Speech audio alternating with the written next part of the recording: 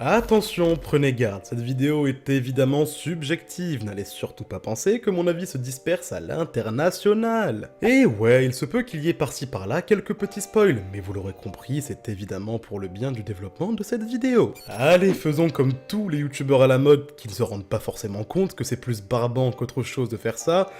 Allez Denis, balance l'intro mon pote!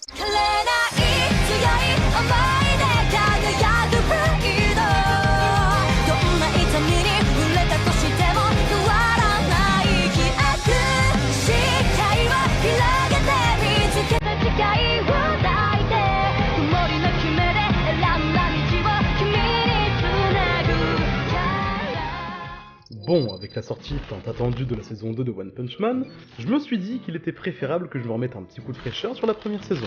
Parce que bon, 12 épisodes, ça se regarde quand même rapidement, et mine de rien, ça faisait un bail que je l'avais regardé. Donc je me suis dit que c'était peut-être le meilleur moment pour m'exprimer sur ce que je pense de One Punch Man dans le but évident de surfer sur la hype et d'engendrer un maximum de vues afin de faire péter le compteur de subscribers, mon pote! Passage un peu exagéré, mais vrai à un certain pourcentage, oui. Sur ce, mes enfants, ouvrez grand vos mirettes et attachez vos ceintures, car le déferlement d'arguments approche. Allez, Denis, balance la cinématique, mon pote!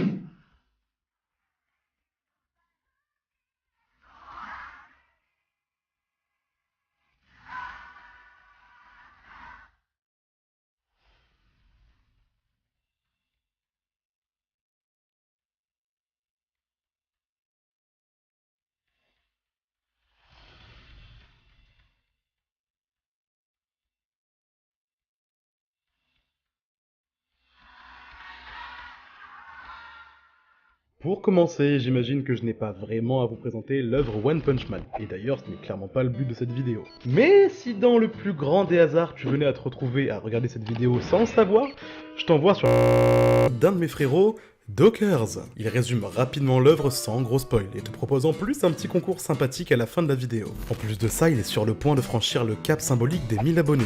Donc si nous pourrions lui donner un petit coup de main, je pense qu'il serait ravi. Je vous mets le lien en description. Ok messieurs dames, j'enregistre ça très tard, assez tard pour plus que je ne puisse m'exprimer, on va dire convenablement, du style 1h du matin, les parents dorment, enfin vous connaissez le train-train quotidien. Juste pour vous faire part qu'à partir de maintenant, la vidéo n'aura plus de support visuel, en tout cas de support démonstratif.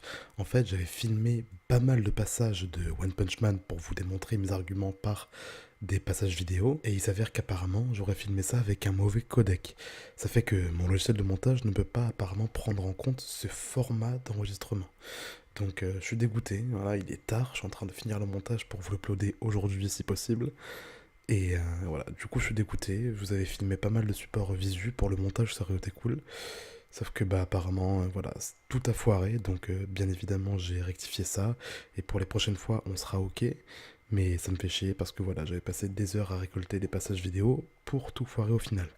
Donc je vais faire ce que je peux pour essayer de vous, comment dire, de vous occuper l'œil un petit peu par-ci par-là.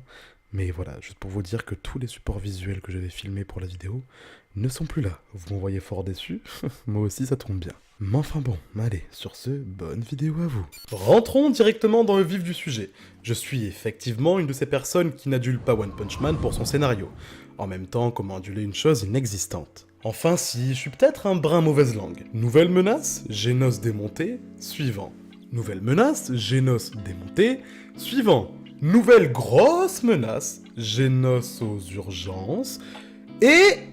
suivant, tu l'auras deviné. Bon allez, si j'arrête ma mauvaise foi, on peut effectivement déceler un petit quelque chose. Mais pour ça, allons aux côtés du premier concerné, Saitama.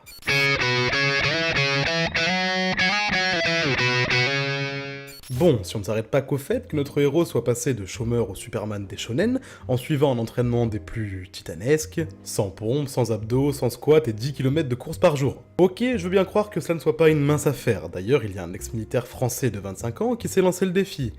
eh ben il n'a tenu que 6 mois. Enfin, que 6 mois par rapport aux symboliques 3 années de l'œuvre, pour vous dire la complexité de cet entraînement. Mais de là à conférer la force actuelle de Saitama, c'est qu'il devait avoir un métabolisme prédestiné pour le garçon. Je n'ai lu ni les mangas ni les scans, donc j'espère et je théorise dans un petit coin de ma tête que nous en apprendrons plus sur la montée fulgurante en puissance de notre héros durant cette saison 2. Putain, mais je suis persuadé qu'il nous cache autre chose, c'est pas possible autrement! Donc comme je le disais, si on creuse un peu plus profond que tout ça, bah on remarque néanmoins que n'importe qui peut s'identifier à lui malgré tout. Oui, Saitama a beau casser les codes du Neketsu, que nous n'attendions qu'une seule chose, c'est de voir apparaître un jour un ennemi assez fort au point de le mettre en difficulté, blablabla et blablabla, vous avez déjà vu des vidéos sur le sujet. Saitama dégage, je trouve, une certaine forme de sagesse. À plusieurs reprises, il nous a montré qu'il n'agit pas en cherchant gloire et célébrité.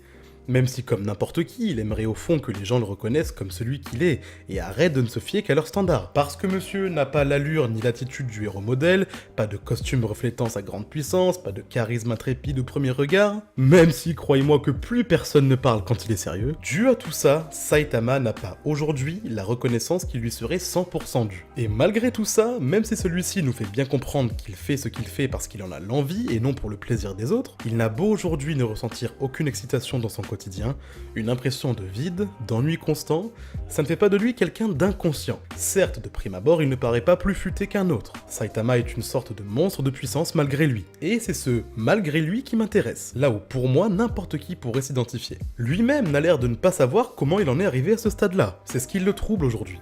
J'en conclus donc que Saitama est au fond quelqu'un comme vous et moi, dans un corps qui aujourd'hui ne lui sied peut-être pas. C'est ce qui fait que notre héros n'est pas narcissique ou n'a pas pris la grosse tête comme n'importe qui s'en serait donné les moyens aurait pu le faire. Aller jusqu'à préférer entacher encore un peu plus son image pour ne pas faire perdre la face aux autres héros devant les habitants, ne pas faire perdre la foi et leur symbole héroïque aux yeux des gens, supporter le poids des critiques à son égard alors qu'il vient de sauver la planète en se disant que ces personnes-là ont simplement dû avoir du temps à perdre, là sont pour moi des preuves de grande sagesse. Évidemment, des exemples comme ça, il y en a encore plein, il suffit de regarder le premier épisode de la saison 2 pour le comprendre. Mais je ne vais pas m'étaler dessus, il y a sans doute certains d'entre vous qui ne sont pas encore à jour.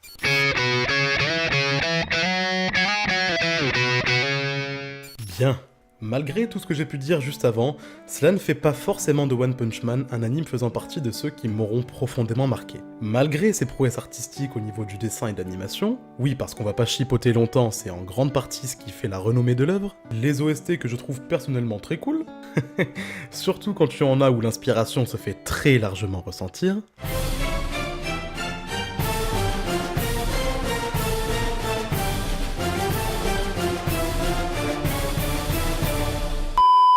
et comme j'ai pu le dire juste avant avec une certaine présence de sagesse, bah je vais pas être bien original, mais l'absence d'une réelle profondeur de scénario m'affecte énormément, et ça depuis mon premier visionnage en 2016. En me l'étant récemment refait avec la saison 2 qui approchait, je me suis rendu compte que mon avis en 2 ans n'avait pas changé. Alors certes, Genos qui a comme objectif de retrouver le cyborg qui a tué sa famille, Metal Knight ou encore Saitama voulant grimper dans le classement des héros, ça ne représente pas pour moi une réelle trame scénaristique. Nous savons pertinemment qu'aucun adversaire ne sera à la hauteur de celui-ci. Maintenant, je garde espoir avec le début de cette saison 2, qui...